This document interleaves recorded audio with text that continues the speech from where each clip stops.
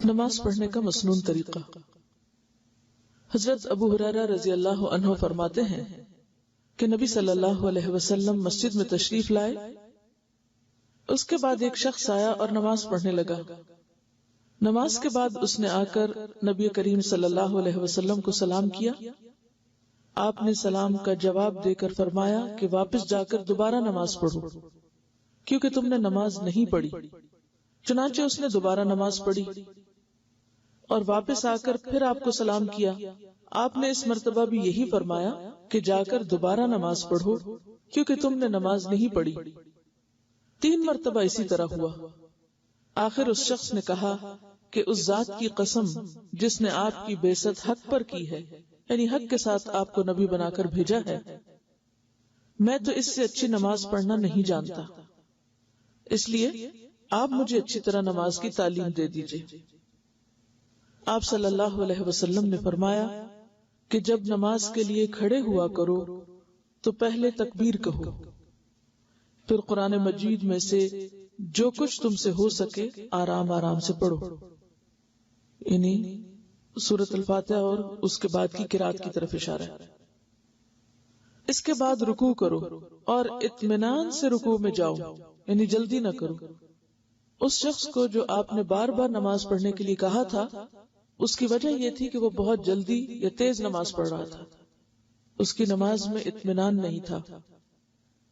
پھر سر اٹھاؤ اور پوری طرح کھڑے ہو جاؤ، پھر جب سجدہ کرو تو پوری طرح سجدے میں چلے جاؤ، پھر سجدے سے سر اٹھا کر اطمینان سے بیٹھ جاؤ، دوبارہ پھر اسی طرح سجدہ کرو۔ یہی طریقہ نماز کی تمام رکعتوں میں اختیار کرو۔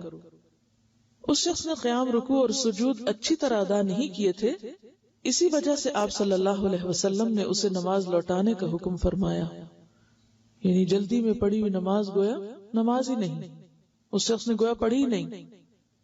اچھی نماز یعنی فرض، سنت، نفل جس طرح آپ نے سکھائی پڑھی جائے تو فی رکعت کم از کم 3 منٹ لگتے ہیں، اور فجر کی نماز میں کم از کم 5 منٹ فی رکعت، کیونکہ فجر کی نماز میں زیادہ تر لمبی صورتیں پڑھنا آپ صلی اللہ علیہ وسلم کی عادت مبارکہ تھی۔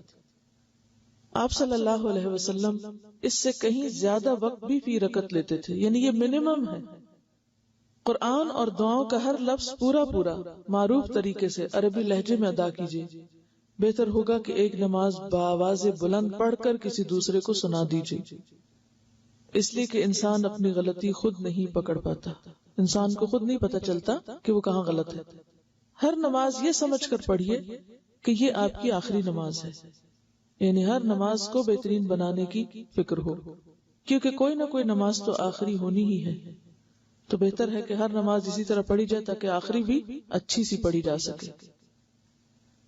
آپ صلی اللہ علیہ وسلم کی پہلی رکعت کے قیام کا اندازہ عام طور پر بقدر 30 آیات قرآنی اور دوسری رکعت کے قیام کا اندازہ اس کا آدھا تھا، یعنی پہلی رکعت طویل ہوتی تھی اور دوسری رکعت اس سے آدھی طویل ہوتی تھی، یعنی اگر پہلی رکعت میں 30 آیات پڑھتے تو دوسری میں 15 تقریباً۔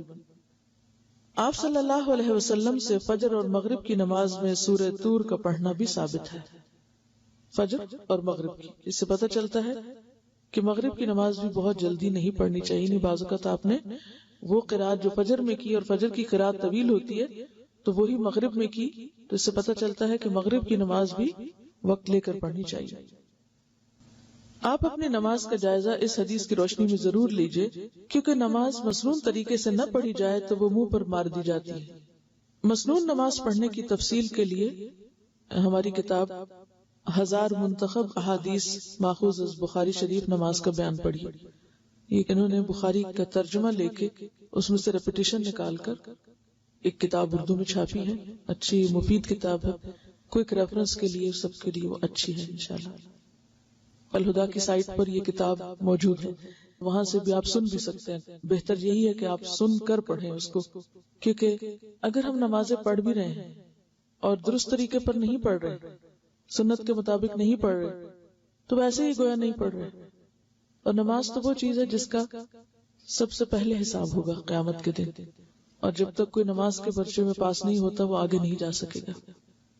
یعنی یہ ہوم ورک صرف یہاں کا نہیں ہے، یہ تو آخرت کا بھی ہے، جس کے لیے سب کو تیاری کرنی چاہیے۔